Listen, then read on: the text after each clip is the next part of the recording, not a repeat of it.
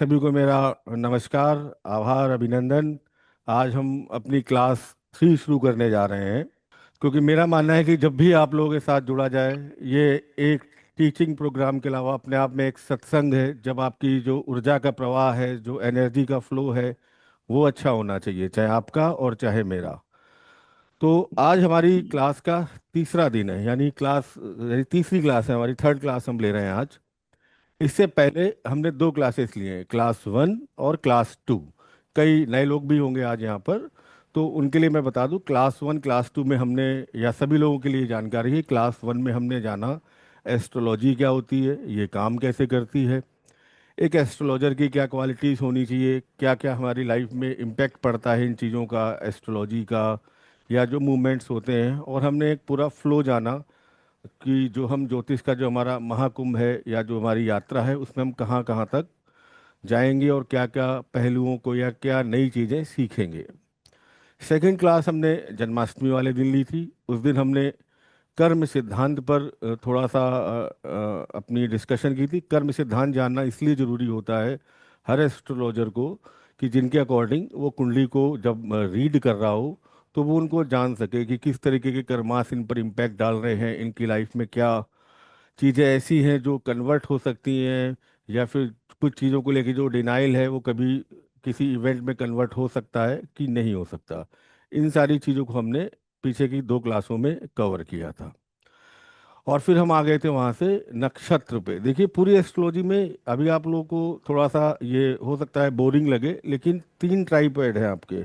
Tripod ये है आपके नक्षत्र, राशि और प्लानेट। यानी ये अगर आपको ढंग से समझ में आ गए, नक्षत्र और ये साइन या जो जोडियक साइन या राशि, जो 12 है हमारी, और थर्ड ये आपके जो 9 प्लानेट हैं,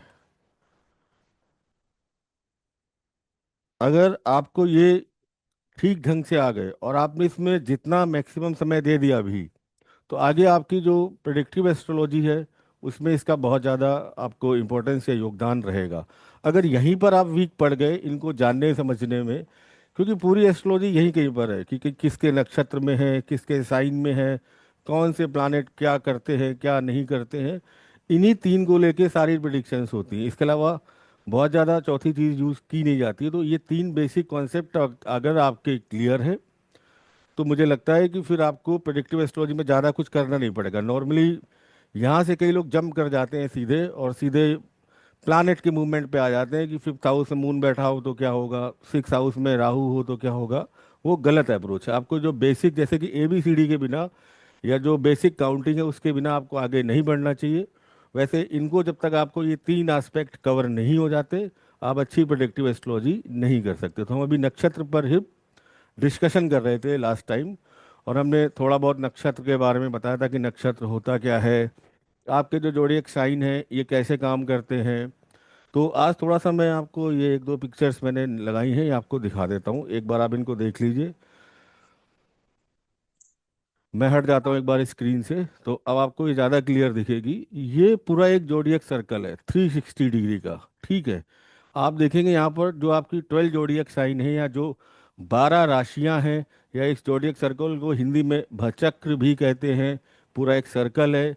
यहाँ पर आप देखेंगे ये 12 राशियाँ आपकी, या 12 जोड़ी 12 जोडियक साइंस आपके यहाँ पर यूनिवर्स में या सोलर सिस्टम में इसके अकॉर्डिंग दिखते हैं। एक एक इमेज बनाते हैं, आप देखिए। तो उस इमेज के आधार पर ही इनके नाम रखे गए हैं। 1 नंबर राशि या एरीज को मेष क्यों कहते हैं, क्योंकि आप देखेंगे जो इसकी इमेज बन रही है यहाँ पर, वो इस तरीके की बन रही है। और आप इस डायग्राम को पूरा ध्यान से देखिए, तो लगभग इससे मिलती जुलती इमेज बन रही है। तो ये एरीज हो गया। फिर आप टॉरस यानी वृषभ राशि, वृषभ मिस बैल, आप देखिए इस तरीके से ये जो इनकी पोजीशन बन रही है, तो आप पूरा इसको देखिए। मैं भी आपको और भी दिखाऊंगा, जैसे मैं आउटलाइन की दे रहा हूँ, आपको भी हल्का दिख रहा होगा यहाँ पे, लेकिन ये पूरा एक उस तरीके का बन जाएगा। आप ये फिगर्स हमें यूनिवर्स में दिखती हैं। तीसरी जो हमारी जोडियक साइन वो जेमिनाई, मिथुन। मिथुन यानी यहाँ पर हमें एक कपल दिखता है पूरा। तो आप देखिए यहाँ पर ये आपको इस तरीके से ये एक सिंबल दिख रहा है। ऐसे ही फिर अगली आपकी कैंसर, फिर Leo, Virgo, Libra, Scorpio, Sagittarius, Capricorn, Aquarius, Pisces से सारी आपकी 12 की जो 12 जोडियक साइन है वो इस तरीके से रिफ्लेक्ट होते हैं आपके जोडियक सर्कल में पूरा एक। ठीक है। इसको और इमेज के हिसाब से हम देख सकते हैं। यहाँ पर इमेज इतनी क्लियर नहीं दिख रही है, आगे हम चलते हैं जहाँ पर हमें एकदम क्लियर इमेज दिखती है, जिसके अकॉर्डिंग हमने इनका नाम रखा है। ये देखिए आप, ये जब हमने पूरा मैच करके बना रहे हैं वहाँ से उस इमेज से, तो ये बनेंगे आपके यहाँ पर, ये क्लियर दिख रहे हैं। अभी इनका मीनिंग होता है बहुत ज़्यादा, और आपकी पर्सनैलिटी पे इन राशियों का, इन जोडियक साइंस का बहुत इम्पैक्ट होता है। ये एरीस, ये टॉरस, ये Gemini, Cancer, Leo, Virgo, Libra, Scorpio, Sagittarius, Capricorn, Aquarius, Pisces. ठीक है, 12 की 12 राशियाँ, इनका हमेशा कुछ ना कुछ इम्पैक्ट होता है। सपोज लियो को ही ले लें, लियो राशि या लियो एसेंडेंट जिनका होगा, उसमें कुछ ना कुछ उनके अंदर, शेर, सिंह राशि बोलते हैं, उस तरह के करेक्टरिस्टिक आते हैं, लीडरशिप क्वालिटी आती है। वो फ्रंट पे अकेले काम करना ज़्यादा पसंद करते हैं, उन्हें बहुत ज़्यादा अपने काम में इंटरफेयर नहीं पसंद होता है। ये आपकी हो गई पाइसेस राशि। ये देखिए मछली की इमेज यहाँ पर बन रहा है, तो ये देखिए मछली, पाइसेस राशि वालों के अंदर एक करेक्टरिस्टिक आता है, वो बहुत ज़्यादा जो बैठ के करने वाला काम होता है उसको करने में थोड़ा सा कैपेबल नहीं होते, लगातार मूवमेंट या कुछ ना कुछ विचार, कुछ आइडियाज उनके बदलते रहते हैं। अभी हम पूरी की पूरी जो 12 जोड़ी अक्षाएं या राशियां हैं उनकी कैरेक्टरिस्टिक पढ़ेंगे, उनकी क्वालिटीज़ पढ़ेंगे, इनको जानेंगे कि इनका इम्पैक्ट क्या होता है। इनको अलग अलग कैटेगरीज में भी आगे डिफाइन किया गया है, कि जैसे कुछ फिक्स राशि हैं, कुछ आपकी मूवेबल राशि हैं, कुछ आपकी डुअल साइन राशियां हैं, उनका इम्पैक्ट भी आपकी लाइफ में आता है। और इवन राशियां, ऐसे बहुत सारे इनके करेक्टरिस्टिक हैं। तो हम इनको आगे वाली क्लासेस में देखेंगे जब हम राशियों के चैप्टर में जाएंगे। ये आपको एक जनरल इंट्रोडक्शन में दे रहा था। तो ये आपके पूरे के पूरे सोलर सिस्टम, यस, आपको आकाश में इस तरह की आकृति की ये 12 जोडियक साइन, 12 राशियां, मेष से लेके मीन तक आपको दिखती हैं। ठीक है, ये हमारा सोलर सिस्टम है। बहुत सारे लोग जानते होंगे, जो साइंस बैकग्राउंड से हैं, जिन्होंने ज्योग्राफी पढ़ रखी है, वो जानते होंगे, जो नहीं जानते हैं वो भी जान ले। आप देखेंगे ये हमारा सन या सूर्य है। ठीक है, यहाँ से आपका डिस्टेंस के अकॉर्डिंग बढ़ते हुए ये पूरे प्लानेट का कॉम्बिनेशन है। सबसे नियरेस्ट ये मरकरी यानी बुध, फिर वीनस, फिर अर्थ, फिर मार्स, जुपिटर सबसे बड़ा, सैटर्न, और ये यूरेनस, नेपच्यून्स भी होते हैं, लेकिन हम यहाँ सैटर्न तक लेते हैं। इसके बाद हम इनकी जगह दो प्लानेट ले लेते हैं, राहु केतु। क्योंकि हम जो वैदिक एस्ट्रोलॉजी फॉलो करते हैं उसमें हम सन, मार्स, वीनस और ये लेते हुए सैटर्न तक, और लास्ट में दो छाया ग्रह या आभासी ग्रह जिनको कहते हैं, राहु केतु। इनका अगर हम देखेंगे तो जो हमारा सोलर सिस्टम है वहाँ पर इनका कोई आपको दिखेंगे नहीं, कोई इनका वहाँ पर आपको इमेज नहीं है, क्योंकि ये एज पर सोलर सिस्टम एक सेंसिटिव पॉइंट है या नोड है, जिनको हम मैथमेटिकल कैलकुलेशन से फाइंड आउट करते हैं। वो कैसे, वो मैं आपको दिखाता हूँ एस्ट्रोनॉमी में, और आपको ये क्लियर हो जाएगा आगे चल के। लेकिन यहाँ पर आप बेसिकली इसको समझ लीजिए कि यहाँ पर आपका ये एक एक्लिप्टिक यानी सूर्य का पथ, यानी सन यहाँ पर पूरा सर्कल करता है। हालांकि सन करता नहीं, लेकिन हम अपना जो हिंदू ज्योतिष है, वैदिक ज्योतिष है, हम उस पे जियो सेंट्रिक रूल लगाते हैं कि हमारा जो अर्थ है वो फिक्स है और सारे प्लानेट उसके आसपास घूम रहे हैं, इंक्लूडिंग सन। लेकिन ऐसा होता नहीं है। जो हम यहाँ पर सूर्य का या सन का जो ये बता रहे हैं पूरा सर्कल घूमने का, एक्चुअल में ये पृथ्वी का है। तो इसमें जब मून अपने ऑर्बिट में घूमते हुए या जाते हुए आपका साउथ सेलेस्टियल हेमिस्फीयर से नॉर्थ सेलेस्टियल हेमिस्फीयर तक जाता है, तो यहाँ पर एक जगह क्रॉस करता है, इस जगह पर। तो ये जो क्रॉस पॉइंट है, इस क्रॉस पॉइंट को हम राहु कहते हैं या फिर ड्रैगन हेड। ठीक है, इसी तरीके से जब वो आगे बढ़ते हुए दोबारा यहाँ पर आपके नॉर्थ से साउथ की तरफ मूव कर रहा है, तो ठीक 180 डिग्री पर फिर एक बार ये इसको क्रॉस करता है। ये पूरा 180 डिग्री है। तो ये केतु, या इसको हम ड्रैगन टेल कहते हैं। तो ये आपकी एक मैथमेटिकल कैलकुलेशन से एक सेंसिटिव पॉइंट्स है, जिनको हम डिफाइन करते हैं कि राहु केतु हैं। ये होते नहीं है, लेकिन इनका इम्पैक्ट कहीं ना कहीं हमारी लाइफ में पड़ता है। तो यहाँ पर मैथमेटिकली हम इनको इस तरीके से देख सकते हैं। अच्छा, लास्ट हम अब नक्षत्र पे आ जाते हैं। नक्षत्र की भी अपनी एक, नक्षत्र बेसिकली होता क्या है, हमने लास्ट टाइम डिस्कशन किया था। छोटे छोटे जो तारे स्टार्स होते हैं उनको मिला के एक नक्षत्र बनता है, चाहे अश्वनी हो, भरणी हो, उनमें कुछ ना कुछ नंबर ऑफ स्टार्स होते हैं जो मिला के एक पैटर्न बनाते हैं। इसको भी आप अब आकाश में देखेंगे, जोड़ियक सर्कल में देखेंगे, तो आपको अलग अलग पैटर्न के नक्षत्र दिखेंगे। जैसे स्वाति नक्षत्र है, ये थोड़ा सा भी आपको कम दिख रहा होगा, इसकी स्लाइड भेजूंगा तो आपको और क्लियर हो जाएंगे। ये स्वाति नक्षत्र इस तरीके से ये दिखते हैं पूरे आपके सोलर सिस्टम में। 27 नक्षत्र यहाँ पर, हालांकि पूरे नक्षत्र नहीं है लेकिन मोस्टली नक्षत्र यहाँ पर दिखाए गए हैं। और हर नक्षत्र का कोई ना कोई इम्पैक्ट जरूर होता है। लाइक मैं बता दूं बहुत इम्पैक्ट क्या होता है, जैसे वो कहा गया है कि अश्विनी नक्षत्र है, वो देवताओं के डॉक्टर है। तो जिन लोगों का अश्विनी नक्षत्र में जन्म होता है तो बहुत ज़्यादा चांसेस होते हैं कि वो मेडिकल प्रोफेशन के साथ लिंक्ड हो, डायरेक्ट या इनडायरेक्ट वे में। तो ऐसे ही हर नक्षत्र का होता है। जिनका जन्मकालीन नक्षत्र या बर्थ टाइम नक्षत्र सपोज चित्रा है, मंगल का नक्षत्र, तो कहा गया है कि वो लोग अपने घर से दूर जाके सक्सेसफुल ज़्यादा होते हैं। या जो उनका पेरेंटल घर होता है वहाँ से उनको दूर जाना ही पड़ता है। तो हर नक्षत्र के भी एक करेक्टरिस्टिक है कि आपने किस नक्षत्र में जन्म लिया है, उसका भी आपकी लाइफ में इम्पैक्ट आएगा। और कौन सा प्लैनेट किस चरण में बैठा है नक्षत्र के, उसके वो अपने रिजल्ट्स या आपको अपने जो करेक्टरिस्टिक है वो दिखाएगा ही दिखाएगा। तो ये एक बेसिक आपको ये पता होना चाहिए कि ये एक्चुअल में एग्जिस्ट करते हैं और आपको दिखते हैं, इनको देखने की ज़रूरत है बस, ठीक है। ये काल्पनिक या मनगढ़ंत नहीं है, ये जो देखे गए थे बहुत पहले ही हमारे ऋषि मुनियों ने इनको इनके पैटर्न के अकॉर्डिंग बना दिया था।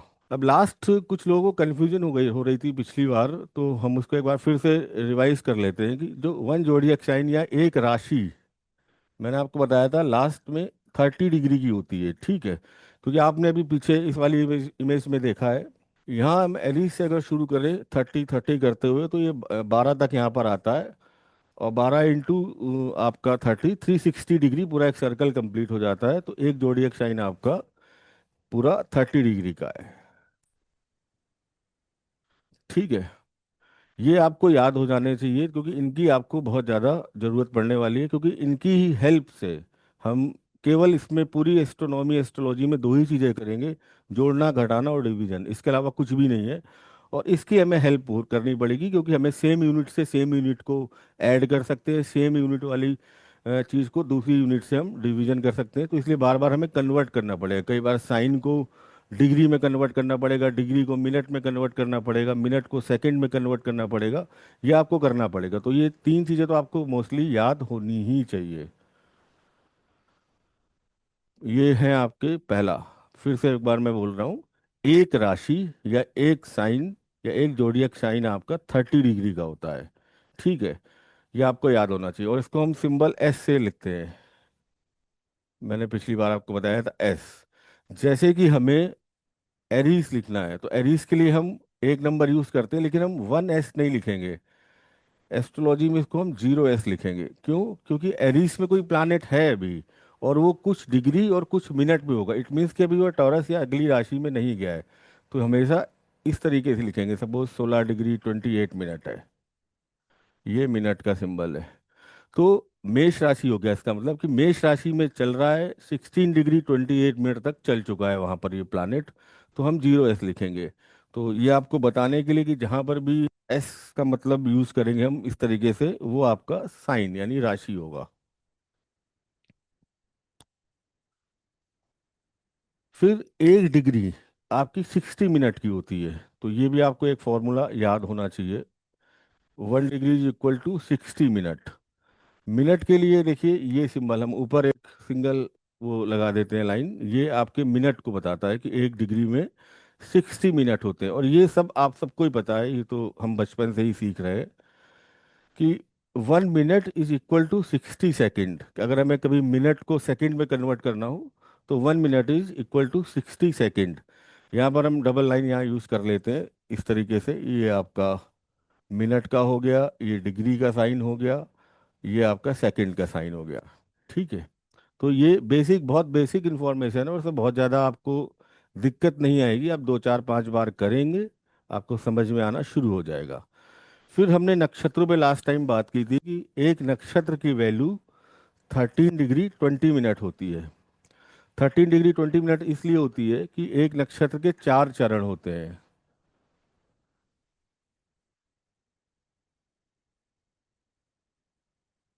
और आपका हर चरण 3 डिग्री 20 मिनट का होता है। और जब हम इनको जोड़ देंगे,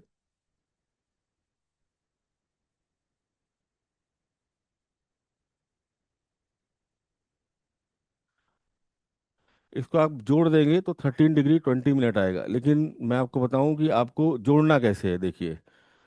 मैं बड़ा इजी वे में आपको दिखा रहा हूँ। 20 20 40 60 80। चलो आप 80 मिनट लिख दो यहाँ पर अभी, फिर इसको हम आगे ठीक कर लेंगे। ठीक है, यहाँ पर थ्री थ्री को जोड़िए आप। 3 6 9 12। ये 12 डिग्री हो गया।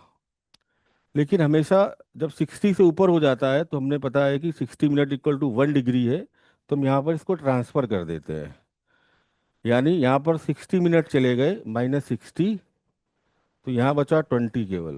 20 मिनट। और 60 मिनट यहाँ जाके डिग्री में एक एक डिग्री में कन्वर्ट हो गए हैं, तो 12 से ये हो गया 13 डिग्री।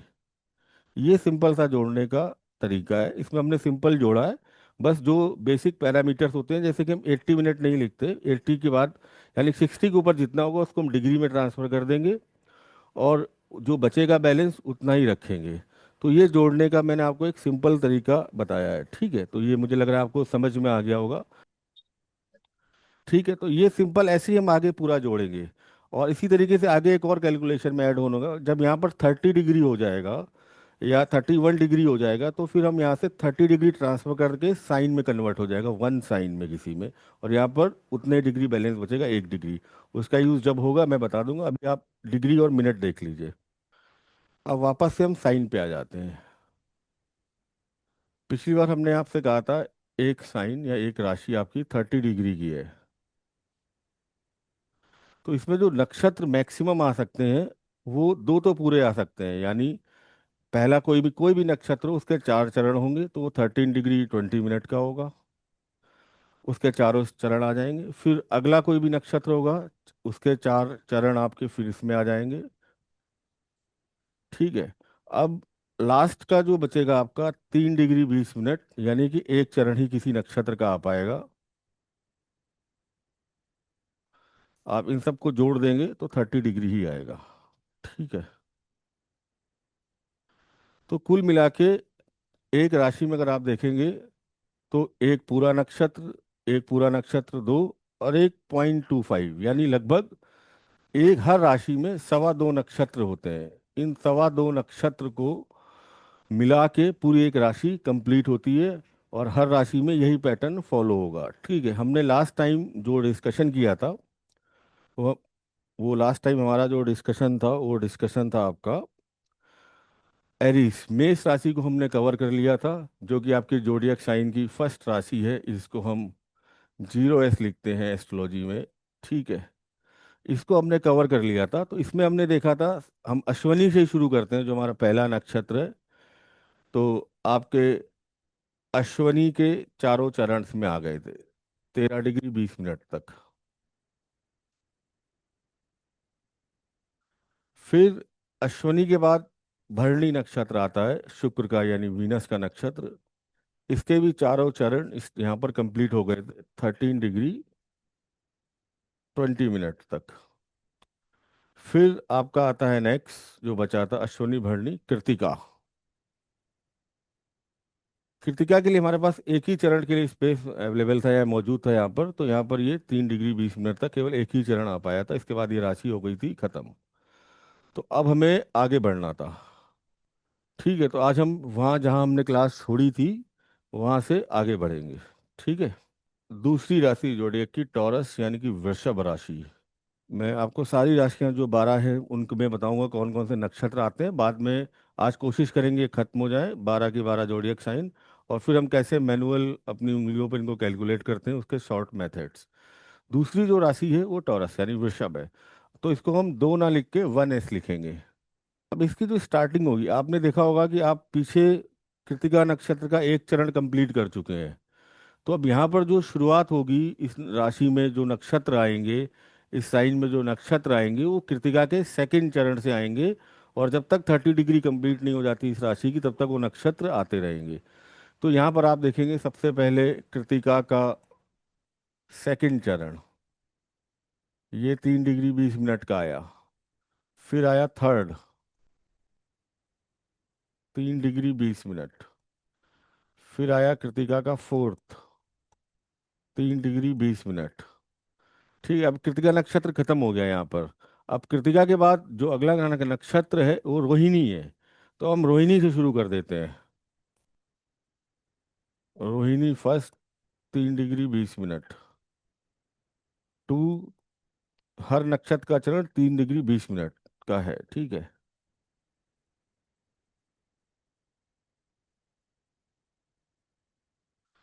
ये रोहिणी भी कंप्लीट हो गया, लेकिन अभी ये 30 डिग्री कंप्लीट नहीं हुआ। अगर आप काउंट करेंगे तो अभी बचा हुआ है, इसमें कुछ ना कुछ बचा हुआ है। तो इसलिए फिर से हम यहाँ पर दोबारा से देखते हैं कि रोहिणी के बाद यहाँ पर कौन सा नक्षत्र आ रहा है। मैं थोड़ा सा बस बताना चाह रहा था कि अगर आपको लगे तो आप काउंट भी कर सकते हैं कि क्या कौन सा नक्षत्र आ रहा है, इसको पूरा डिग्री वाइज। कि अगर कोई प्लानेट ऐसे लिखा हुआ है, 1s 5 डिग्री 23 मिनट, और अब हमें देखना है कि इसका नक्षत्र कौन सा है। तो हमें ये तो पता चल गया कि ये टॉरस में है, और टॉरस में हमको पता है कृतिका के 3 नक्षत्र आ रहे हैं और रोहिणी के 4 आ रहे हैं। एक अभी भी बचा है, यहाँ तक अभी तक आप काउंट करेंगे तो 26 डिग्री 40 मिनट है। तो हमें अगले नक्षत्र की तरफ फिर से लेना पड़ेगा, जो कि मंगल का नक्षत्र है, मृगशिरा। उसका पहला ही चरण आ पाएगा 3 डिग्री 20 मिनट तक। अब यहाँ पर ये पूरा जो साइन है, राशि है, खत्म हो गई है, तो हम यहाँ पर और नक्षत्र नहीं डाल सकते हैं। तो आप देखेंगे कि जो वृषभ राशि है, टॉरस राशि है, इसमें कृतिका के सेकंड थर्ड फोर्थ चरण आते हैं, रोहिणी के चारों चरण आते हैं और मृगशिरा का फर्स्ट चरण आता है। तो अगर आपको पता लगाना है केवल ये देख के, और ये आपके लिए बहुत ज़रूरी है कि आपको आना चाहिए कि यहाँ पर 1s 5 डिग्री 23 मिनट लिखा है। तो हमें पता होना चाहिए कि कौन से नक्षत्र में गया है और कौन से चरण में गया है। तो अब हम देखेंगे 1s मतलब कृतिका। कृतिका के सॉरी, वृषभ राशि, वृषभ राशि के जो स्टार्टिंग के आपके 3 डिग्री 20 मिनट है वो कृतिका फर्स्ट को दिखाते हैं। फिर 3 डिग्री 20 मिनट से जो 6 डिग्री 40 मिनट तक ये वाली जो रेंज है, क्योंकि बढ़ रहा है, तो वो आपके कृतिका के थर्ड चरण को दिखाते हैं। तो यहाँ पर जब ये 5 डिग्री 23 मिनट का है, तो वो इस वाला जो नक्षत्र है इसको क्रॉस कर गया है, कृतिका के सेकंड चरण को। वो कृतिका के थर्ड चरण में चल रहा है, क्योंकि 6 डिग्री 40 मिनट तक उसको वहीं पर रहना है। जैसे ही 6 डिग्री 40 मिनट कंप्लीट कर लेगा वो कृतिका के फोर्थ चरण में चला जाएगा, क्योंकि ये इसका मूवमेंट दिखा रहा है। तो इस तरीके से आपको आइडेंटिफाई करने हैं। तो आपकी दो राशियां हो गई। पहला साइन आपका एरीस यानी मेष हुआ, उसमें आपको मोटा मोटा क्लियर हो गया, अश्विनी के चारों चरण आ गए, भरणी के चारों चरण आ गए, और आपका जो कृतिका नक्षत्र है उसका एक चरण आया। वहाँ पर ये राशि कंप्लीट हो गई 30 डिग्री। उसके बाद हमने अगली राशि ली टॉरस यानी कि वृषभ। तो वृषभ राशि जब हमने यहाँ पर ली तो यहाँ पर हमने जो स्पेस था सेकंड चरण से स्टार्ट किया। कृतिका के 3 चरण, रोहिणी के चारों चरण इसमें आएंगे, और मृगशिरा का लास्ट पहला चरण इसमें आ जाएगा, और ये राशि कंप्लीट। तो कभी भी अगर ये आपको लिखा हो, और ऐसे ही लिखा होता है अधिकतर आप देखेंगे एस्ट्रोलॉजी की लैंग्वेज में, कि जुपिटर की ये पोजीशन दी है, 1s 5 डिग्री 23 मिनट का है। एक बार जब आपकी प्रैक्टिस कंप्लीट हो जाएगी तो आपको ये सारे नक्षत्र अपने दिमाग में इतने अच्छे से याद होंगे कि आपको किसी भी चार्ट की जरूरत नहीं पड़ेगी। आप केवल इनको देख के एनालाइज कर सकते हैं। मृगशिरा के 2 चरण हैं, यहाँ स्लाइड में है भी, यहाँ इस तरफ, ठीक है। तो मृगशिरा के 2 चरण यहाँ पर कंप्लीट हो जाएंगे। फिर हमारी अगली राशि शुरू हो जाएगी, और एक राशि को डिजाइन भी उसके नक्षत्रों के अकॉर्डिंग होती है, जो उसकी बनती है कि में नक्षत्र मिलकर उस राशि को डिजाइन करते हैं, उसका एक पैटर्न बनाते हैं। आप ऐसे समझिए, जो आपके राशियां हैं वो एक घर है, ठीक है, किसी का। और नक्षत्र के जो आपकी जो नक्षत्र है उस घर के कमरों की लोकेशन को बताते हैं। उनके जो चरण हैं वही बताते हैं आप कमरे में कहाँ पर बैठे हैं, स्टार्टिंग में बैठे हैं कमरे में, या कमरे के एकदम गेट के सामने बैठे हैं, एकदम कोने में बैठे हैं। इसका यूज़ आगे कैसे होगा वो हम करेंगे। तो इसीलिए हमें चरण को भी ध्यान रखना पड़ता है, कौन से चरण में गया है। ये आपकी लोकेशन को बताते हैं प्लानेट की, कि ये कैसा बिहेव करेगा, क्या इसका रिएक्शन रहेगा आपकी लाइफ में। जैसे हर आपके कुछ कुछ एलिमेंट्स की कुछ ना कुछ केमिकल प्रॉपर्टीज होती है, तो इनकी भी प्रॉपर्टीज हैं कुछ ना कुछ, उसी के अकॉर्डिंग रिएक्ट करते जाते हैं। ये राशि का भी हम जब पूरा राशि में जाएंगे ना, अभी हम नक्षत्र बताएंगे कि जो अश्विनी नक्षत्र में पैदा होते हैं लोग, उनके अंदर क्या क्वालिटी होती है, जो भरणी में पैदा होते हैं उनकी क्या क्वालिटीज होती है। इसी तरह हम राशियों का बताएंगे कि अगर किसी का एसेंडेंट एरीज है तो उसके अंदर बेसिक क्वालिटीज क्या होनी चाहिए, वो मिलती हैं। किसी का लियो है तो उसके अंदर बेसिक क्वालिटीज क्या होनी चाहिए। किसी का स्कॉर्पियो है, नरेंद्र मोदी का जो लग्न है स्कॉर्पियो, वृश्चिक लग्न, कीट जो किसी के पीछे लग जाए तो उसको खत्म कर देता है। मतलब टारगेट ओरिएंटेड आदमी होते हैं। अगर किसी को खत्म करने के पीछे लग गए, समाप्त करने के पीछे लग गए स्कॉर्पियो असेंडेंट वाले लोग, तो जब तक खत्म नहीं कर देते बैठते नहीं है।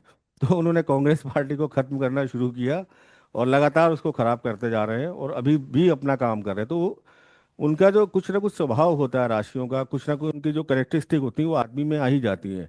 मैं लास्ट अभी बोला था लियो असेंडेंट या लियो राशि जिसमें है, जिसका भी हो वो चेक कर ले। लियो असेंडेंट के अंदर एक चीज आएगी आएगी, वो चीज है कि कमांडिंग नेचर होना, अथॉरिटेटिव नेचर ना, सिंह शेर के जो क्वालिटीज है वो उनको हिल स्टेशन से बड़ा अच्छा लगेगा जिनका लियो असेंडेंट है, लियो है, ठीक है। ऐसे ही आपकी बहुत सारी चीजें मैच करेंगे, तो वो हमारे पास डिटेल्ड में हम जाएंगे कि आप लग्न एंड जो असेंडेंट एंड जो मून साइन है उससे कैसे किसी की करेक्टरिस्टिक पता कर सकते हैं। ऐसे ही यही राशियां फिक्स राशियों में कन्वर्ट हो जाती हैं, कुछ फिक्स होती हैं, कुछ मूवेबल होती हैं, कुछ ड्यूअल साइन में जाती हैं। तो जो ड्यूअल साइन की राशियों वाले लोग होते हैं वो बड़े कन्फ्यूजन की स्टेज में रहते हैं कि करें ना करें, इधर उधर सोचते रहते हैं। जो फिक्स वाले हैं वो एक बार में डिसीजन लेते हैं और आखिरी तक उस डिसीजन को कंप्लीट करके ही मानते हैं। मूवेबल वाले हैं वो एडजस्ट कर लेते हैं सिचुएशन के हिसाब से, कि अगर अभी सिचुएशन ऐसा नहीं तो इस काम को ऐसे कर लेते हैं। तो इन सब का जो असर इम्पैक्ट आप पर आता ही आता है। तो अब हम अगले साइन की तरफ बढ़ रहे हैं। तो यहाँ तक अभी मुझे लग रहा है काफ़ी लोगों को समझ में आना शुरू हो चुका होगा। तो हम इंटरेक्ट करना शुरू करते हैं और हम उनके साथ इंटरेक्शन करते हैं, जिनको समझ में आ रहा है वो भी बोले, जिनको नहीं समझ में आ रहा है वो भी बोले कहाँ से ये चीज़ें हो रही हैं। तो हमने अभी दो राशियां, दो जोडिएक साइन कवर कर ली हैं, एरीज एंड टॉरस। हम अगली राशि पर आते हैं। ये आपकी जो राशि है जेमिनाई यानी मिथुन राशि। वही बात है, इसमें भी 9 ही चरण आ सकते हैं मैक्सिमम, क्योंकि 30 डिग्री ही वैल्यू है। तो हम पीछे से कैरी फॉरवर्ड करते हुए आ रहे हैं। तो यहाँ पर आपके जो मृगशिरा है, मृगशिरा मंगल का नक्षत्र है ये मृगशिरा। तो यहाँ पर मृगशिरा के 2 चरण आ जाएंगे। फर्स्ट, मृगशिरा नक्षत्र टोटली यहाँ पर फिनिश हो गया। जेमिनाई में 640 तक मृगशिरा नक्षत्र रहता है, और इसको हम जेमिनाई को या मिथुन को हमेशा ऐसे ही लिखेंगे, 2s लिखेंगे, ठीक है।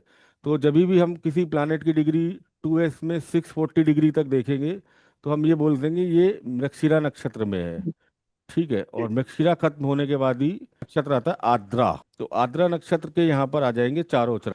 अभी तो 640 खर्च हुआ है इस राशि का, तो हम आद्रा पे आ जाते हैं।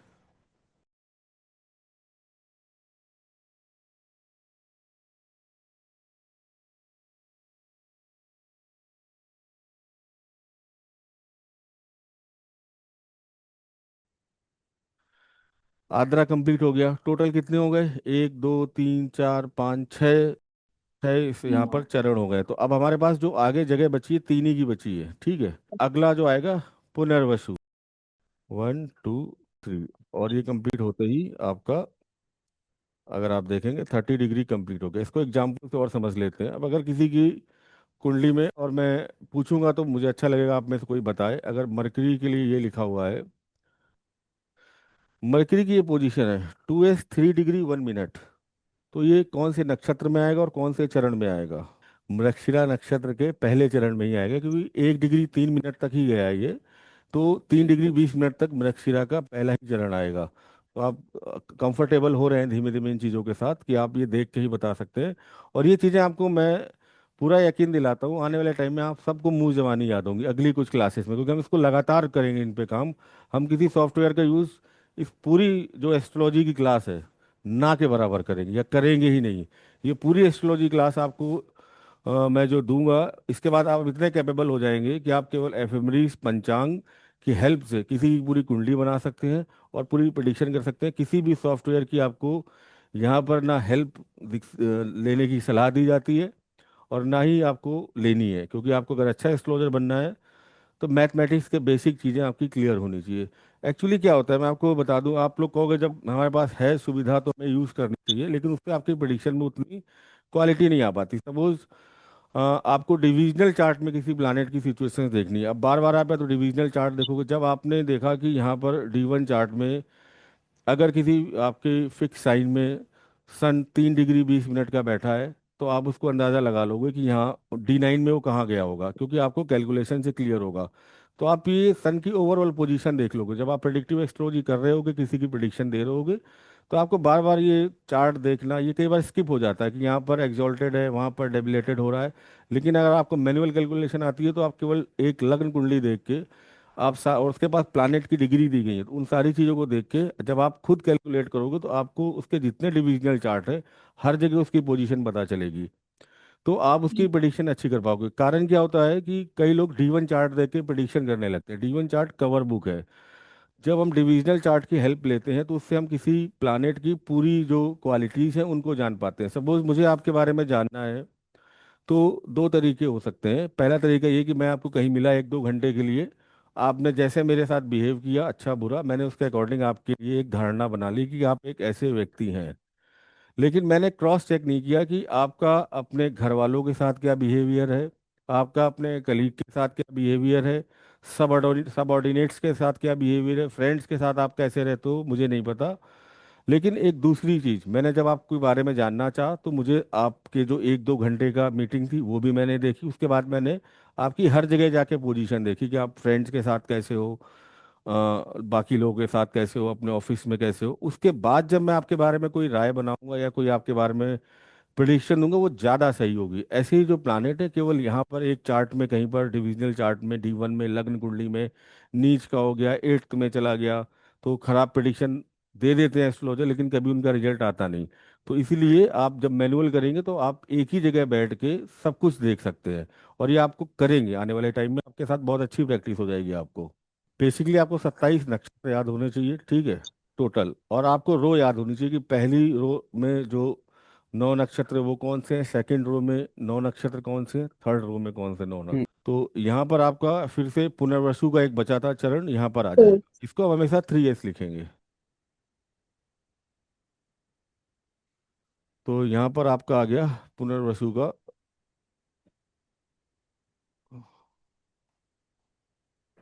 4 चौथा चरण। और इसी तरीके से यहाँ पर पुनर्वसु के बाद आपका पुष्य और अश्लेषा।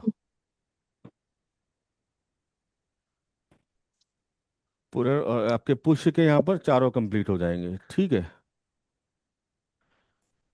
एक चरण आया फोर्थ वाला यहाँ पे, इसके 1 2 3 4 पूरे आ गए। और अश्लेषा के भी पूरे आ जाएंगे। अब आप देखो आपका जो एक पूरा पैटर्न खत्म हो गया एक रो में, ठीक है। अब फिर से वही पैटर्न शुरू हो जाएगा जो हमने अश्विनी से शुरू किया था। तो यहाँ पर जो पहला पैटर्न हमने शुरू किया था एरीज से, कि 4 पूरे के पूरे आपके जो चरण आ गए थे अश्विनी के, 4 भरणी के और एक कृतिका का। तो अब फिर से वही पैटर्न फिर से रिपीट होगा नई रो में। इसीलिए मैंने कहा था आपको याद नहीं करना है, केवल जो 4 राशियों के बाद ये पैटर्न आपका रिपीट हो रहा है, आपको रो याद रखनी है कि कौन सी रो में कौन से नक्षत्र हैं।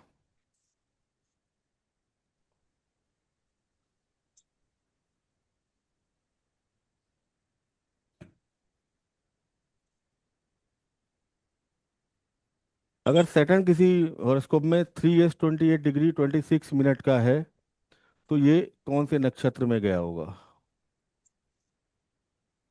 26 डिग्री 40 मिनट 30 डिग्री के बीच में आ रही है वैल्यू, ठीक है। तो इस वजह से और ये वैल्यू हमेशा अश्लेषा के चौथे चरण में आएगी। जी। ठीक है, तो यहाँ तक आपको क्लियर हो गया है। अब यहाँ पर हमारी पहली वाली एक जो पूरी रो थी अश्विनी से लेके अश्लेषा तक वो खत्म हो चुकी है और हमें अब आगे ही बढ़ना है। तो हम आगे बढ़ते हैं। तो आगे बढ़ने में पहला नक्षत्र कौन सा आएगा, पहला नक्षत्र मघा आएगा, ठीक है। तो हम फिर से वही पैटर्न, मघा के चारों चरण आराम से आ जाएंगे।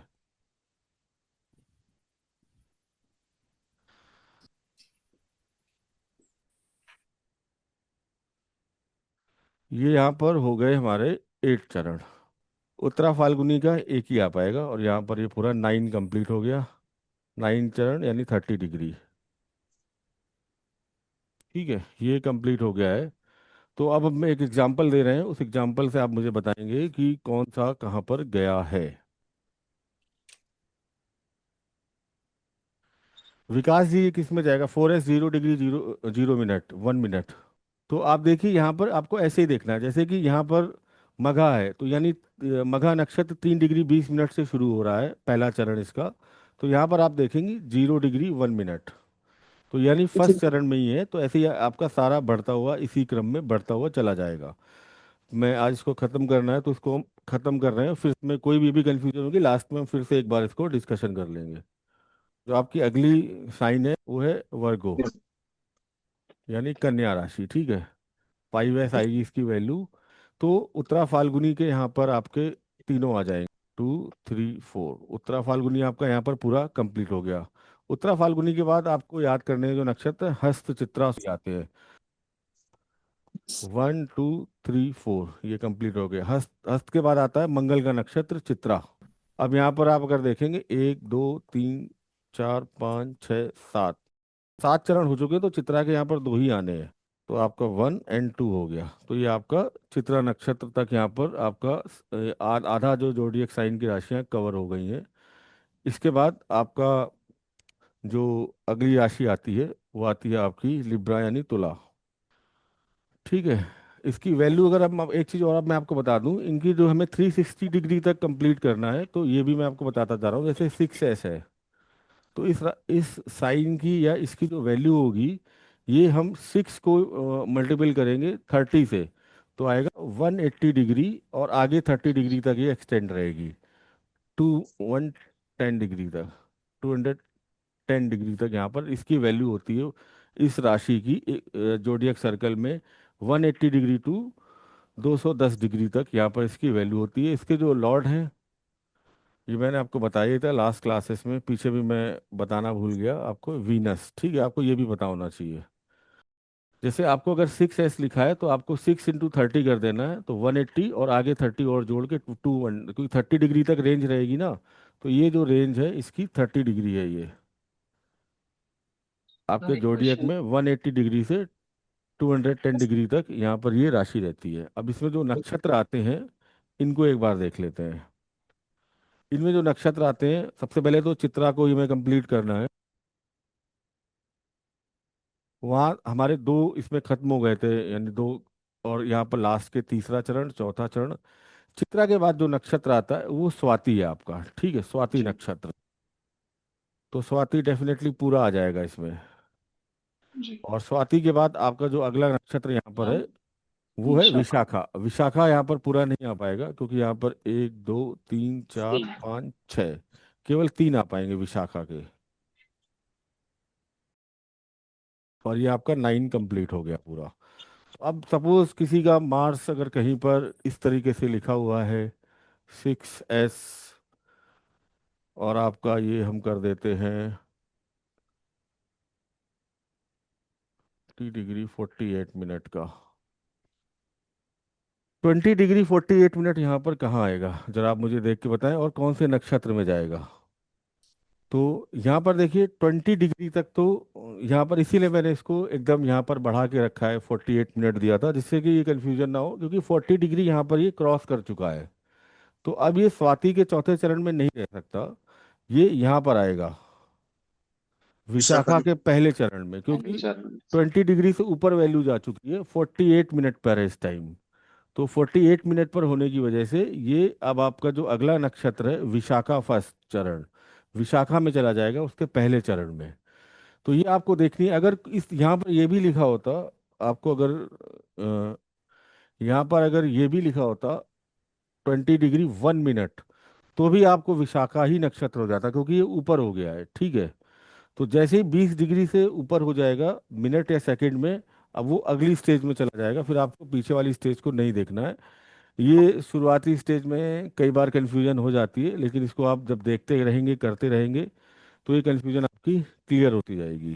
सर जी। देखिए, नक्षत्र को अभी आप जब जाएंगे ना पंचांग में, तो हर हम्म। नक्षत्र का अलग स्वामी है। ठीक है, बिल ना यहाँ से मैच करेगा ना वहाँ से मैच करेगा, एकदम अलग कोई ना कोई स्वामी होगा।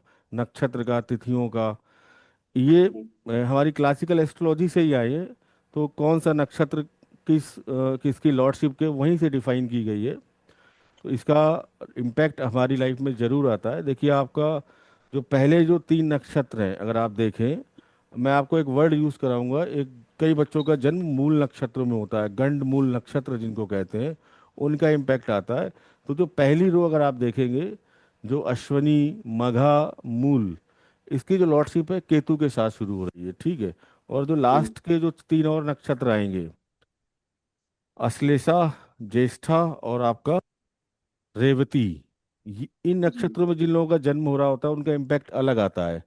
इसी तरीके से अगर किसी का जो असेंडेंट 29 डिग्री 36 मिनट, तो यहाँ पर भी हेल्थ के लिए अच्छा नहीं होता, क्योंकि आप ट्रांजैक्शन फेज में जा रहे होते हैं। एक असेंडेंट कंप्लीट हो रहा होता है, दूसरा आ रहा होता है।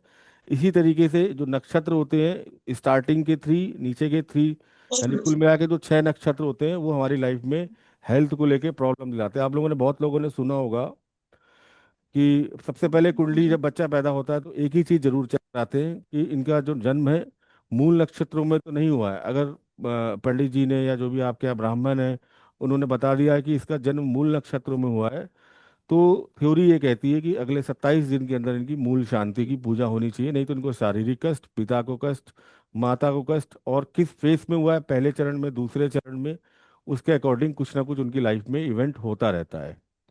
तो इनकी लॉर्डशिप अलग अलग है। आगे आप जब पंचांग वाले में जाएंगे तो वहाँ भी इनकी जो लॉर्डशिप है वो अलग ही आपको मिलेगी एकदम। तो आपको बेसिकली जो साइन है उनकी लॉर्डशिप याद करनी है, और ये दशाओं के लिए।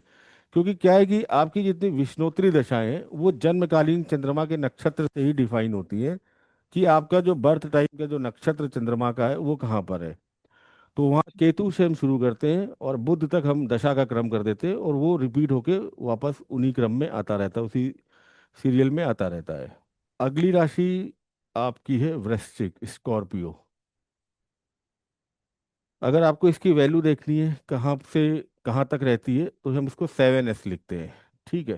7S का मतलब हो गया 210 डिग्री टू अगली 30 डिग्री तक। अगली 30 डिग्री होगी 240 डिग्री।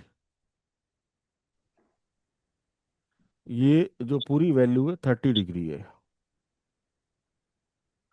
ठीक है।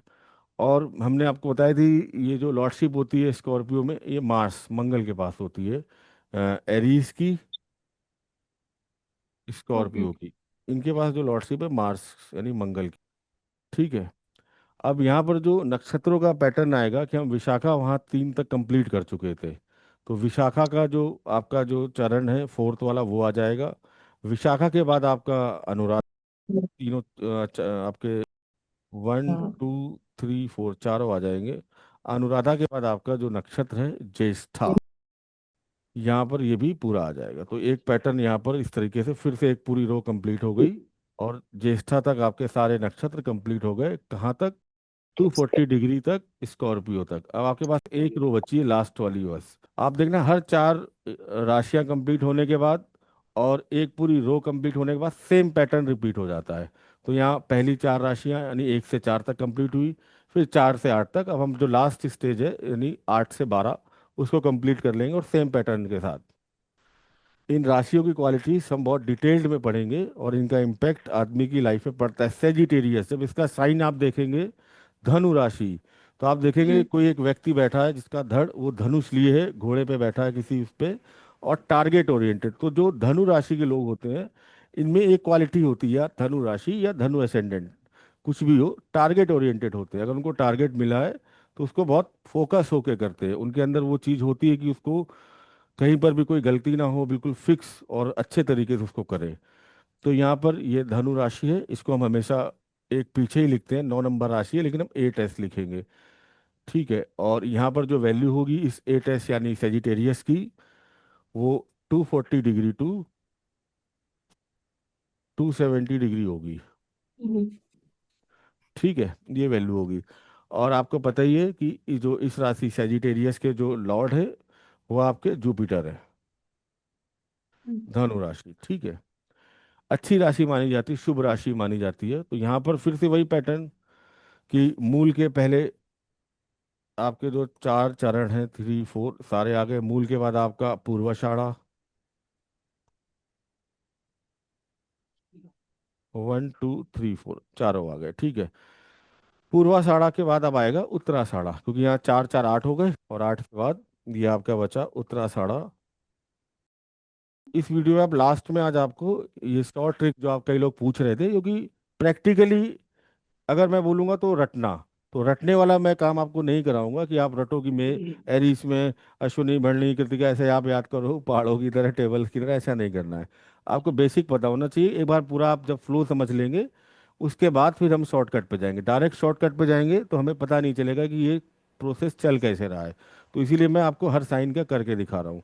तो उत्तराषाढ़ा का यहाँ पर एक आ जाएगा, ठीक है।8s 29 डिग्री 56 मिनट पे कोई प्लैनेट है, सपोज जुपिटर ही है, तो ये किस नक्षत्र में जाएगा? उत्तराषाढ़ा के फर्स्ट चरण में जाएगा, ठीक है, क्योंकि एकदम लास्ट स्टेज में चल रहा है और राशि खत्म होने वाला है, साइन खत्म। तो उत्तराषाढ़ा के पहले चरण में जाएगा ये, ठीक है, बहुत बढ़िया। कैप्रिकॉन, मकर, ठीक है, 9s।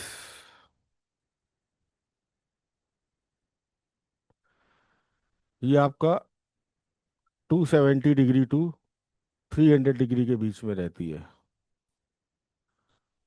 ठीक है, इसकी वैल्यू।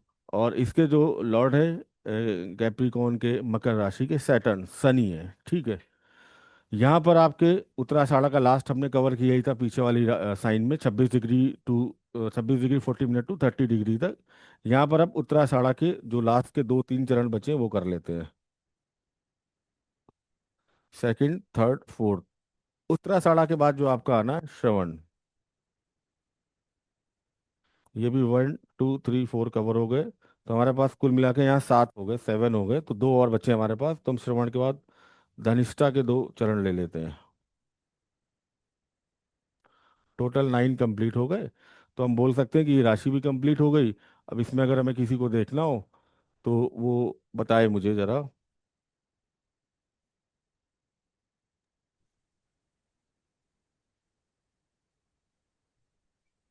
9s 17 degree 40 minute. यहाँ पर कोई बताना चाहेगा कि कौन से नक्षत्र में गया है, कौन से चरण में गया है?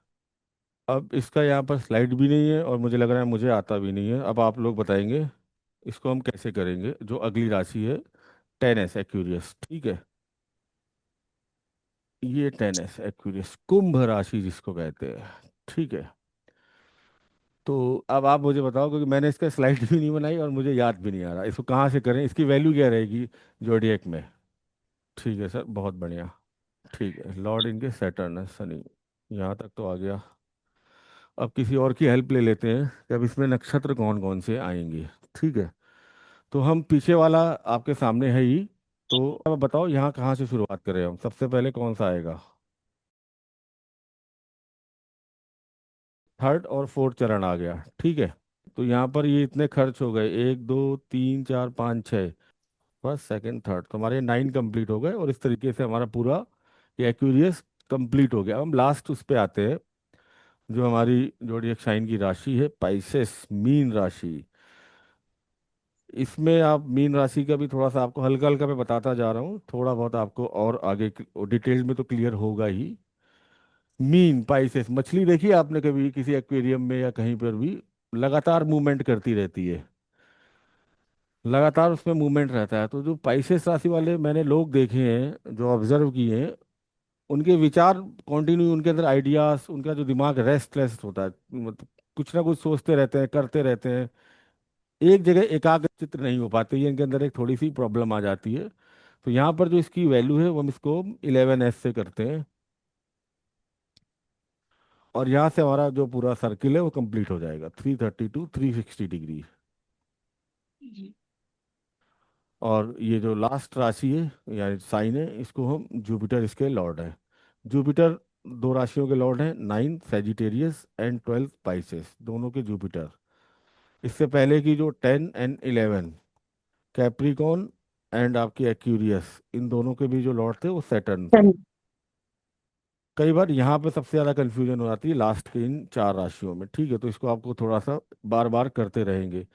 तो आप यहाँ पर देखेंगे कि इसमें हम पूर्वा भाद्रपद के जो चार चौथा चरण बचा था वो ले लेंगे। ये चौथा चरण आ गया। लास्ट का आपका उत्तरा भाद्रपद के आपके चारों चरण आ गए। और अंतिम जो नक्षत्र है इसके भी आपके 1 to 4 टोटल 9 हो गए। इस तरीके से आपके 27 के 27 यानी 27 नक्षत्र 12 जोडिएक साइन में कवर हो रहे हैं, और एक राशि एक जोडिएक साइन में 2.25 नक्षत्र हैं यानी 9 चरण। और इस तरीके से वो एक राशि को पैटर्न को डिजाइन करते हैं। तो आप देखेंगे आपकी जो प्लानिटरी पोजीशंस है चार्ट में, वो किसी राशि में होगी और किसी नक्षत्र में होगी, दोनों का उतना ही असर आएगा। वो राशि मैंने आपको बताया, आप ऐसे ले सकते हैं कि आप किसी के घर को काउंट कर सकते हैं कि ये घर का एड्रेस है। तो वो मोटा मोटा आपको उसकी पोजीशन पता चलेगी, कहाँ रहता है, कैसे माहौल में रहता है। और डिटेल्ड में जाना है तो घर के किस कमरे में रहता है वो। फिर और डिटेल्ड में जाना है तो कमरे के किस एरिया में या किस पोर्शन में सबसे ज़्यादा रहता है वो उसका चरण। तो इस तरीके से हम इनको आगे अपना जो प्रिडिक्शंस करेंगे उनमें यूज़ करेंगे। आपके ये टोटल 12 नक्षत्र कंप्लीट हो चुके हैं। देखिए, तो श्रापित इसमें। विद्या के पीछे एक कहानी, मुझे उन ऋषि का नाम याद नहीं आ रहा था, उनको बहुत गुस्सा आता था कि वो एक बार विष्णु जी के पास मिलने गए। तो विष्णु हाँ। जी अपने उसमें लेटे हुए थे आराम से शेषनाग के ऊपर, और पार्वती जी पैर दबा रही थी। तो विष्णु जी निंद्रा में थे, उन्होंने ध्यान नहीं दिया उनकी तरफ, तो क्रोध में आके उन्होंने, भृगु ऋषि थे, मुझे नाम नहीं याद आ रहा है, मैं नाम एक बार आपको बता दूंगा नेक्स्ट क्लास में। तो उन्होंने, हाँ भृगु ऋषि थे, तो भृगु ऋषि ने विष्णु जी की छाती पर प्रहार किया। उठो, मैं खड़ा हूँ, तुम मुझे ध्यान नहीं दे रहे हो। कि जो एस्ट्रोलॉजी करने वाले लोग हैं, जो एस्ट्रोलॉजर है, मैं उनको श्राप देती हूँ कि वो जीवन में परेशान रहेंगे, दुखी रहेंगे किसी ना किसी वे में। ये एक पौराणिक कहानी है। और एक कहीं पर मैंने और सुना था कि नारद जी को भी श्राप मिला था पार्वती जी से, कि जब पार्वती जी स्नान कर रही थी तो उन्होंने शिव जी को ये बताया कि अभी तो उन्होंने स्नान करना शुरू किया है या वो किया है, कुछ किया है। तो पार्वती जी को जब ये पता चला तो उन्होंने भी नारद जी को श्राप दिया था कि आपकी विद्या इतनी ज़्यादा एक्यूरेट नहीं होनी चाहिए कि आप किसी के मूवमेंट को ही बता सको कि इस टाइम वो क्या कर रहा है। तो उन्होंने कहा कि जब आप बहुत ज़्यादा एक्यूरेसी करोगे या कुछ ना कुछ आपकी प्रेडिक्शन में थोड़ा बहुत ऊपर नीचे हो ही जाएगा।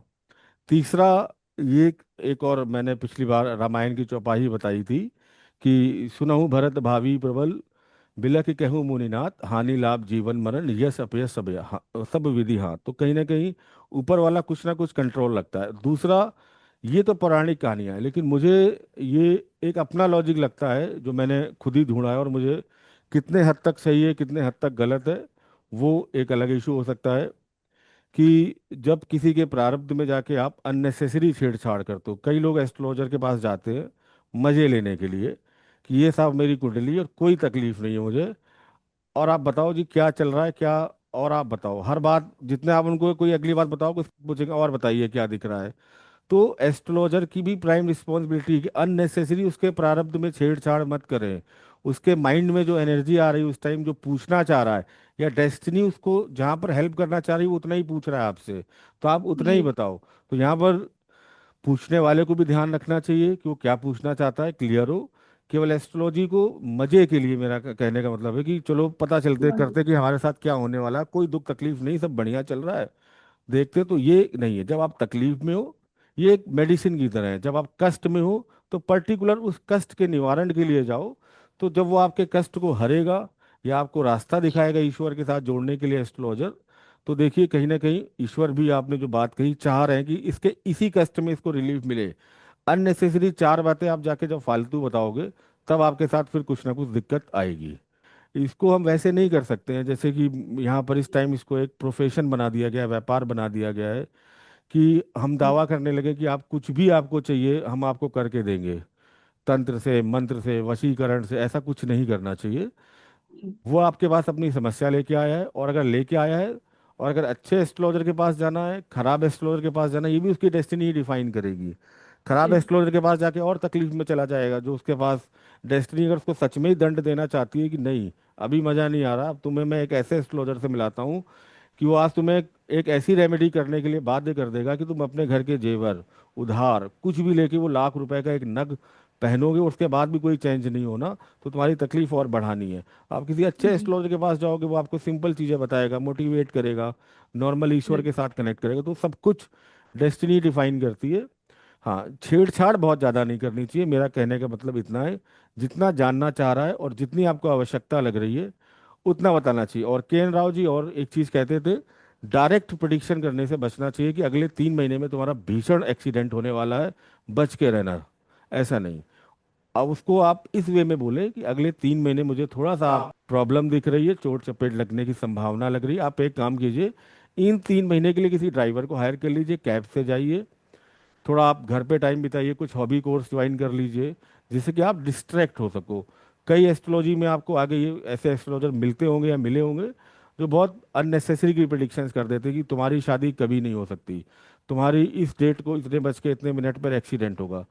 इस एक्यूरेसी को आप बताइए, लेकिन रिफाइंड वे में, कि आप बहुत ज़्यादा उसके साथ उनको, मैंने कहा ना, डायरेक्ट मत बताइए, उनको आप बताइए जिससे वो समझ भी जाएं, और आप उनका काम भी हेल्प हो जाए, और आपको भी ज़्यादा कुछ जो नेगेटिव इम्पैक्ट है वो ना आए। देखिए, आप एक तरीके से जब बैठे होते हैं किसी की कुंडली देखने, तो आप उसका प्रारब्ध पढ़ रहे होते हैं। पूरी जो हमारी एस्ट्रोलॉजी में एस्ट्रोलॉजर को जो वर्ड यूज किया गया है, दैवज्ञ। दैवज्ञ का मतलब होता है प्रारब्ध पढ़ने वाला, लाइक डाकिया, पोस्टमैन। इसके अंदर कोई कैपेबिलिटी नहीं होती कि वो किसी की डेस्टिनी को बदल सके, मॉडिफाई कर सके, रीस्ट्रक्चर कर सके, कुछ भी कर सके, कोई भी कैपेबिलिटी नहीं होती। सिंपल दैवज्ञ के लिए एक वर्ड ही बोला गया है, प्रारब्ध को पढ़ने वाला, बस। और उसके अंदर कोई भी ऐसी पावर नहीं है जो आपकी डेस्टिनी को बदले। अभी हम एक कहानी आपको सुनाएंगे मैत्री ऋषि की, उससे काफी हद तक आपको चीजें क्लियर हो जाएंगी। तो मैं सोच रहा हूँ कि पहले वो कहानी सुना ही दूं आपको। वेद व्यास जी का नाम आप सबने सुना होगा, ठीक है? तो वेद व्यास जी एक बार जा रहे थे, तो उन्हें रास्ते में एक कीड़ा दिखा। कीड़ा बड़ा व्याकुल सा इधर उधर भाग रहा था, दौड़ रहा था। तो वेद व्यास जी ने पूछा, भाई तुम क्यों दौड़ रहे हो, क्या बात है? तो कह रहा हूँ, सामने से एक भारी बैलगाड़ी आ रही है और मुझे डर है कहीं मुझे कुचल ना दे। तो वेद व्यास ने कहा, अरे भाई तू वैसे ही कीड़ा है, इस योनि में रह के तू कौन सा बहुत बड़ा काम कर रहा है, इससे अच्छा मर ही जा। तो उसने एक बड़ा अच्छा सा जवाब दिया, दुखी होके, कि वेद व्यास जी या ऋषि, या साधु जी, मैं मरने से नहीं डरता साहब, मुझे ये डर है कि अभी मैं कीड़ा हूँ, इसके बाद मैं हो सकता है किसी इससे भी खराब योनि में चला जाऊँ तो और कष्ट भोगूं, तो मैं इसके लिए बचना चाह रहा हूँ।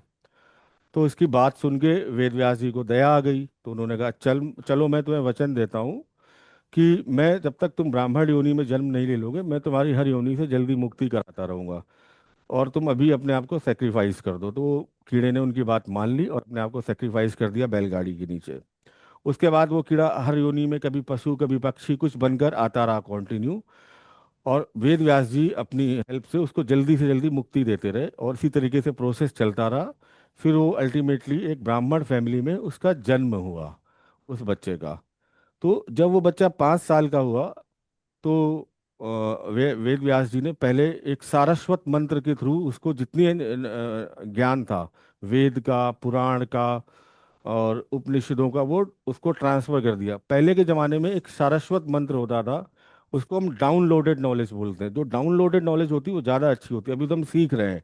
लेकिन जो ऋषि मुनि है, जो एस्ट्रोलॉजी है, उनके पास जो ज्ञान आता था वो डाउनलोडेड होके आता था। अब गौतम बुद्ध बैठे हैं पेड़ के नीचे, तो ऐसा थोड़ी ना किताबें पढ़ रहे हैं लगातार लिख रहे हैं, वो ईश्वर की प्रार्थना करें, फिर एक दिन उनको ज्ञान की प्राप्ति हो गई। यानी जो पूरा डाउनलोडेड ज्ञान था एक साथ उनके अंदर आ गया, उसके बाद वो चलने लगे। तो पहले यही चलता था प्रोसीजर की, डाउनलोडेड ज्ञान यहाँ से ब्लूटूथ से सामने ट्रांसफर कर दिया गया, पूरे का पूरा चला गया। तो ये हाथ से करने का, लिखने का प्रोसेस नहीं था। तो एक सारस्वत मंत्र होता है, अगर वो सिद्ध गुरु के द्वारा आपको किया जाए, तो आपके अंदर वो जो नॉलेज ट्रांसफर करना चाहता है वो सब कुछ ट्रांसफर कर सकता है, इमीडिएट इफेक्ट। तो उसके अंदर वो सारी नॉलेज आ गई। तो उन्होंने कहा, एक जगह है, अब तो सारी नॉलेज उसके पास आ गई, 5 साल के बच्चे के पास। तो एक जगह है, वहाँ अब तुम जाओ। उस जगह का नाम बहुदक करके जगह का नाम था, वो पुराने समय की जगह का नाम है, अब हो सकता है आपको ना मिले। मैं बता देता हूँ, बहुदक ये एक जगह है, तीर्थ स्थान था ये एक। यहाँ पर एक राजा है, नंदभद्र। ये कई साल से तपस्या कर रहे हैं और इनके मन में कुछ शंकाएं हैं, कुछ डाउट है। इनके डाउट्स को जाके आप क्लियर कर दो। अब आपको ये काम दिया गया है कि आप बहुदक नामक तीर्थ स्थान पे जाओ, और जो नंद भद्र नाम के राजा हैं, उनके कुछ डाउट हैं, कुछ क्वेरीज हैं, वो लगातार तप कर रहे हैं, तपस्या कर रहे हैं, जाके आप क्लियर करो। तो यहाँ पर ये 5 वर्ष का जो बालक गया नंद भद्र के पास, और जो उनकी शंकाएं थी, समाधान और शंकाएं थी, वो उनसे पूछी। उनकी जो शंकाएं थी, उनके जो डाउट थे, वो आज भी हम सबके डाउट हैं। वो आज भी हमारे जीवन में, हम सब अपने जीवन में उन डाउट को लेकर परेशान रहते हैं, और ये कंटिन्यू चला रहा है। उनका पहला डाउट था कि इस संसार में जो पापी लोग हैं वो सुखी क्यों हैं। और मुझे लग रहा है ये डाउट हम सबके मन में आता है। कोई ना कोई पापी व्यक्ति हम सबके जीवन में होगा, या दिखता होगा। तो हमारे मन में आता है कि हम तो इतना काम कर रहे हैं, अच्छे काम कर रहे हैं, लेकिन ये हमें रिजल्ट क्यों नहीं आ पा रहा है। पापी व्यक्ति संसार में सुखी क्यों है, और एक अच्छा व्यक्ति जो धर्म कर्म का आचरण कर रहा है वो दुखी क्यों है। उन्होंने ये सवाल पूछा। तो इसका उन्होंने बड़ा अच्छा जवाब दिया। पहला तो जवाब दिया कि इनके जो पूर्व जन्म में इन्होंने तामस प्रभाव में आके कुछ अच्छे काम किए थे, धर्म के काम किए थे। तामस प्रभाव होता है लालसा के साथ, आपकी कोई इच्छा जुड़ी हो जिसके साथ, जिसमें आपका कुछ भी निस्वार्थ ना हो, कि आप अगर 100 लोगों को खाना खिला रहे हो तो आपके मन में भावना हो कि मुझे इसका क्रेडिट मिल जाए, कुछ मिल जाए। शो ऑफ जिसको कहते हैं, तामस, ठीक है। तो उस कर्मों के प्रभाव की वजह से इस संसार में जब वो आए, तो जो उनके धर्म वाले काम थे उससे अच्छे रिजल्ट मिले, लेकिन जो उनकी प्रवृत्ति थी वो तामसिक ही रही। तामसिक के मतलब बुरे काम में इन्वॉल्व रहे। और एक तरीके से ये जो आपकी एक जो टोकरी होती है संचित कर्मों की, इसमें ये सारे आपके अच्छे फल बुरे फल सारे हैं। तो ये इससे खर्च कर रहे हैं, ठीक है। और एक ना एक दिन ये जित खर्च कर रहे हैं, अच्छे नहीं कर रहे हैं, तो ये एक दिन खत्म हो जाएंगे, और फिर उनको नेगेटिव इम्पैक्ट आएगा। वो यहाँ भी दुखी होंगे, आने वाला जो अगला लोग या जन्म है वहाँ भी दुखी होंगे। इसके अलावा उन्होंने कहा कि इस संसार में 4 तरीके के लोग होते हैं जो आपको हर तरीके से दिखते रहेंगे। पहले वो लोग हैं जो अपने पूर्व जन्म में, अब यहाँ से कई लोगों को जवाब मिलेगा, पूर्व जन्म में आप अपने बहुत अच्छे कर्म लेके आए हैं। ये आपकी टोकरी है कर्मों की, और आप इसको लेके आए हैं, और यहाँ पर आने के बाद आप उनको कंज्यूम कर रहे हैं, यूटिलाइजेशन कर रहे हैं, बट इसको बढ़ा नहीं रहे हैं, ये लगातार खत्म हो रहे हैं। तो क्या होगा कि अभी तो ये आनंद की स्थिति में रहेंगे, लेकिन आगे चल के कहीं ना कहीं जो उनका अगला जन्म है या जो आगे की चीजें हैं वहां पर ये प्रॉब्लम में आएंगे ही आएंगे, कष्ट को उठाएंगे ही उठाएंगे। दूसरे वो लोग हैं जो यहाँ पर बहुत कम फल लेके आए अच्छे कर्मों के, और यहाँ बुरे कर्म ज्यादा थे, और लगातार कुछ ना कुछ यहाँ पर कष्ट उठा रहे हैं। लेकिन उनको ये बोध हो गया है, ये नॉलेज हो गई है, ये ज्ञान हो गया है कि हमने कुछ ना कुछ खराब काम किए थे, तो वो तुरंत इसी जन्म में प्रभु आराधना में लीन हो गए। रात दिन प्रभु आराधना कर रहे हैं, ईश्वर के साथ लिंक्ड हो रहे हैं। जो कष्ट आ रहा है उसको ये मान के चल रहे हैं कि जीवन का हमारे कष्ट था, भोगना है, लेकिन ईश्वर के साथ पूरी तरीके से कनेक्ट है, धर्म कर्म के काम कर रहे हैं। लेकिन देखने में वो आपको दुखी लग रहे हैं, लेकिन वो कहीं ना कहीं अपना अगला बर्थ ठीक कर रहे हैं। इस लोक में हो सकता है थोड़े कष्ट रहे, अगले लोक में जाने के बाद उनके जीवन में आनंद और सुख की प्राप्ति होगी। तीसरी कैटेगरी उन्होंने बताई, वो सबसे अच्छे लोग होते हैं जो ऑलरेडी अपने जो पूर्व जन्म के पुण्य हैं बहुत सारे लेके आए, और यहाँ पर आने के बाद भी जो उनकी ये टोकरी थी जो उनको खाली मिली थी, उस पे भी ये कंटिन्यू कुछ ना कुछ डालते गए, खत्म नहीं होने दिए। तो उन्होंने यहाँ पीछे जन्म में भी अच्छे काम किए, इस जन्म में भी जीवन का आनंद ले रहे हैं, और अगले जन्म में भी ये कहीं ना कहीं अच्छे जीवन का आनंद लेंगे।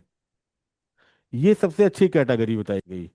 और मेरे हिसाब से ये आपके जो पूर्व जन्म के कर्म है, पुण्य है, ये जब अब इकट्ठे होते जाते हैं और लगातार आप अच्छे काम करते रहते हैं अपने जीवन में, तो आपका ये लोक और परलोक दोनों सुधर जाता है।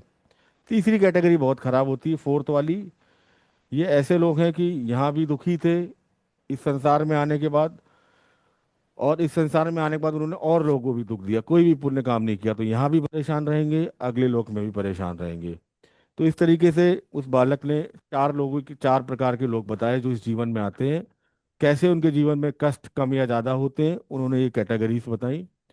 और उसके बाद उन्होंने, उनका यही 5 साल तक ही उम्र थी, उसके बाद उन्होंने सूर्य की उपासना की 7 दिन तक और अपने प्राण त्याग दिए। अगले जन्म में वही बालक मैत्रेय ऋषि बनकर जन्मा, जो कि आपके पराशर के सबसे प्रिय शिष्य थे। आप जितने भी बृहद पराशर हो रहा शास्त्र या क्लासिकल एस्ट्रोलॉजी पढ़ेंगे, वहाँ मैत्रेय ऋषि का आपको नाम मिलेगा। तो ये कहानी आपको जाननी जरूरी थी मैत्री ऋषि की।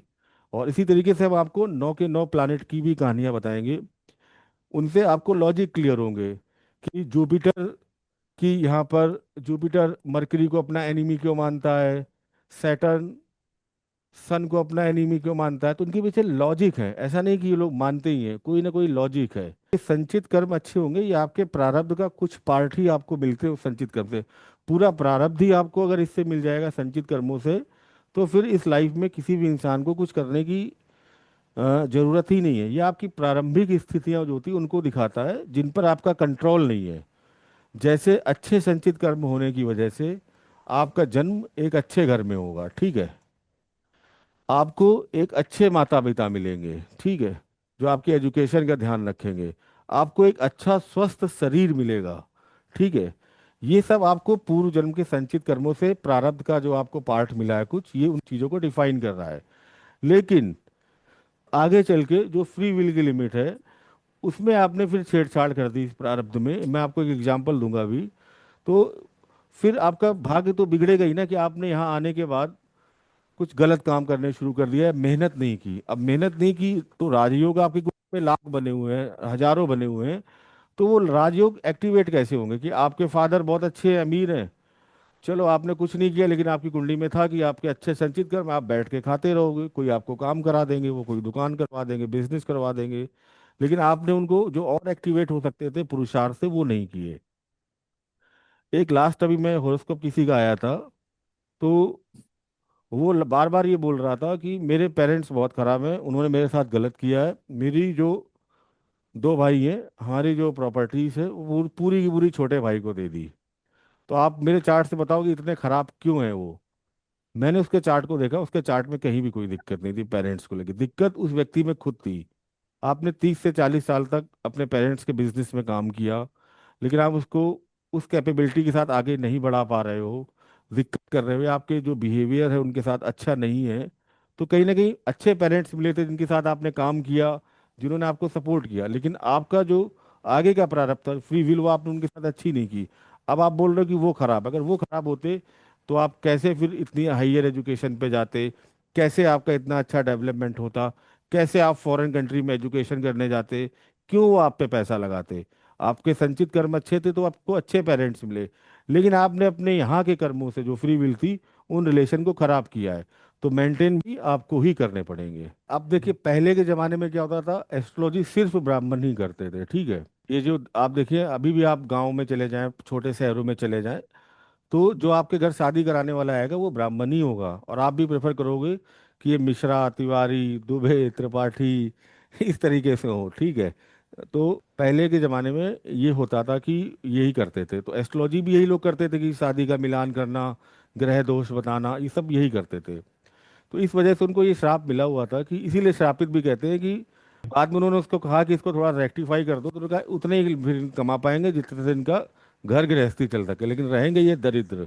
इसीलिए कहा गया कि, कहानी भी आप सुनते होंगे, एक गांव में एक दरिद्र ब्राह्मण रहता था। तो दरिद्र का मतलब वैसा वाला नहीं होता, दरिद्र का मतलब वैसा होता है जिसके पास बहुत ज़्यादा पूंजी ना हो, जिसको रोज काम करने के लिए निकलना पड़ता हो, तब अगले दिन का खाना आता हो, तो उसको दरिद्र बोला गया। इसलिए ये ब्राह्मण का जो भृगु संहिता वाली कहानी है, ये इसलिए थोड़ी सी श्रापित है। और इसीलिए इसको वैसे भी कहा गया है, देखो बात अच्छी चल रही तो थोड़ा सा सत्संग भी हो जाए, तो इसलिए कहा गया कि देखो, हालांकि ये सबको करना चाहिए। आपके पास एस्ट्रोलॉजी में 70 to 90% आदमी बहुत पीड़ा में आता है, कष्ट में आता है, ठीक है। किसी का बच्चा बीमार है, किसी के पति को लेके दिक्कत है, किसी के माँ बाप बीमार हैं, किसी की नौकरी नहीं लग रही है, किसी का बहुत बड़ा फाइनेंशियल लॉस हो गया है, सब दुखी है, परेशान है, किसी के साथ लाइफ में बहुत बुरी ट्रेजेडी हुई है, वो आपके पास आया है। और अब आपका जो प्राइम रिस्पॉन्सिबिलिटीज है, देखिए अब आपको इतना राइट दे दिया था लक्ष्मी जी ने कि जो जीविकोपार्जन के लिए चाहिए वो ले लो, ठीक है। जो आपकी फीस है, आपका सेटअप चलाने के लिए, अपना घर चलाने के लिए, अपने लोग चलाने के लिए, आप ले लीजिए। तो पहली रिस्पॉन्सिबिलिटी, उसको ठगिए मत। उसको नग नगीना पूजा के नाम पे मत ठगिए कि ये पूजा कराने के बाद ही बेटा तुम्हारी नौकरी लगेगी। जो बेचारा स्टूडेंट है, कहीं से कुछ पैसे मांग के लाया है कि मैं पूछूं क्या होगा, आपने उसको अगला 1 लाख का एस्टीमेट दे दिया कि जब तक आप ये नहीं करोगे आपकी लाइफ में कुछ होना ही नहीं, आप चाहे जितनी बार दे लो एग्जाम। या फिर कोई बेटी है हमारी, शादी नहीं हो रही, परेशान है, डिवोर्स हो गया, कुछ हो गया, आपके पास आई तो आपने कहा कि नहीं, शादी हो ही नहीं सकती आपकी, आप ये करो तभी शादी होगी आपकी, ये घट पूजन कराओ, ये पीपल की पूजा कराओ, उसकी कराओ, 1,50,000 रुपए का खर्चा है। तो यहाँ से फिर जो ये पैसा अब आपके घर जाएगा, ये पैसा आपको खराब करेगा, आपके बच्चों को खराब करेगा, आपका जो वंश है पूरा आगे वाला पीछे वाला, और आपके जो पितृ हैं वो कहीं ना कहीं दुखी हो रहे हैं, उनको भी पनिशमेंट मिलेगा जो ऊपर बैठे हैं, कि तुम्हारा जो ये है, ये कितने लोगों को परेशान कर रहा है, ठग रहा है। तो आप हमेशा जब अच्छे काम करें तो एस्ट्रोलॉजी में प्रिंसिपल बना के रखिए कि किसी को अननेसेसरी परेशान नहीं करना है, और डराना नहीं है। जो आपकी डेली बेसिस के खर्चे पूरे करने के लिए रिक्वायरमेंट हो, जिससे आपका जो महीने का खर्चा या जो जीवन यापन है हो सकता है करे। तो वैसे बहुत लोग कहते हैं कि इसको फुल प्रोफेशन भी नहीं बनाना चाहिए, साथ में आप कुछ कीजिए, क्योंकि इसमें आप बहुत ज़्यादा डिमांडिंग मत रहिए। आपके पास अगर कोई पहुंच गया है, ठीक है, वो चाहे जिस कंडीशन का हो, फीस दे पाए या न दे पाए, अगर आपके पास पहुंच गया है तो डेस्टिनी ने उसको पहुंचाया आपके पास। अब आपकी रिस्पॉन्सिबिलिटी है, अब फीस और कॉमर्शियल एस्पेक्ट हटा दीजिए। अब आपकी रिस्पॉन्सिबिलिटीज है कि उसको सेटिस्फाइड करना, उसको डेस्टिनी का अच्छा मैसेज देना पॉजिटिव मोड में।